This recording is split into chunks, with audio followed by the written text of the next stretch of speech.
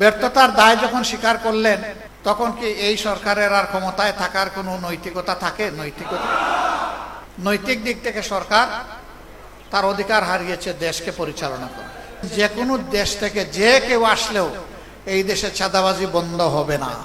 সরিষার মধ্যে ভূত আছে, অতএব ভূত তাড়াতে পারবে না এই সরকার। ধন্যবাদ জানাই তাদের দলীয় একজন সিনিয়র নেতা কালকে বলেছেন যে আমরা হতাশ, 5 মাসের এই সরকারের সময় দুর্নীতি বন্ধ করা যায়নি, বরঞ্চ দুর্নীতি বৃদ্ধি পেয়েছে। তিনি বলেছেন, এটা আমার কথা না। তার বাসায় সবাই দুর্নীতিতে লিপ্ত, একজন ছাড়া তিনি তারেক রহমান সাহেব।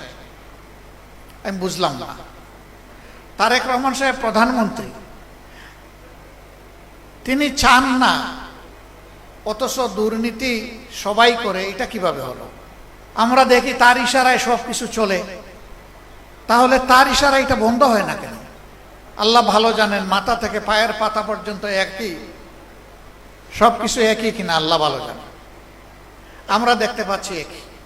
ব্যর্থতার দায় যখন স্বীকার করলেন, তখন কি এই সরকারের আর ক্ষমতায় থাকার কোনো নৈতিকতা থাকে?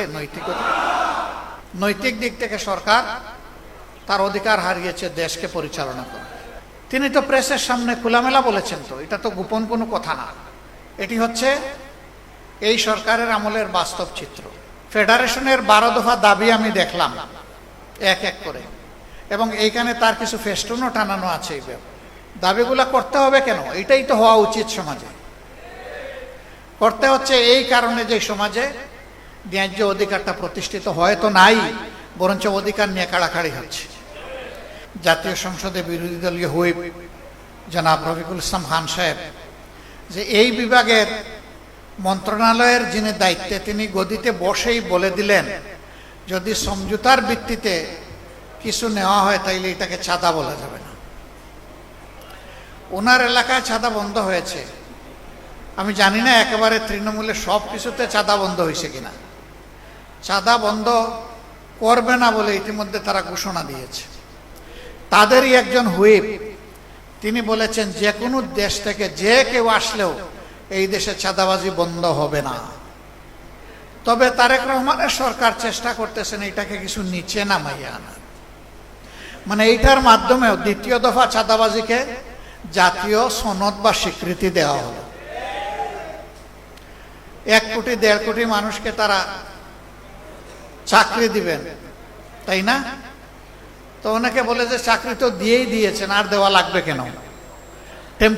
টেম্পু স্ট্যান্ডের চাকরি কি চাকরি? এটা বুঝেন তো আপনারা? চাকরি তো হয়ে গেছে। এই চাকরি তো আমাদের জনগণ চায় না। এই চাকরিকে এই দেশের জনগণ ঘৃণা করে।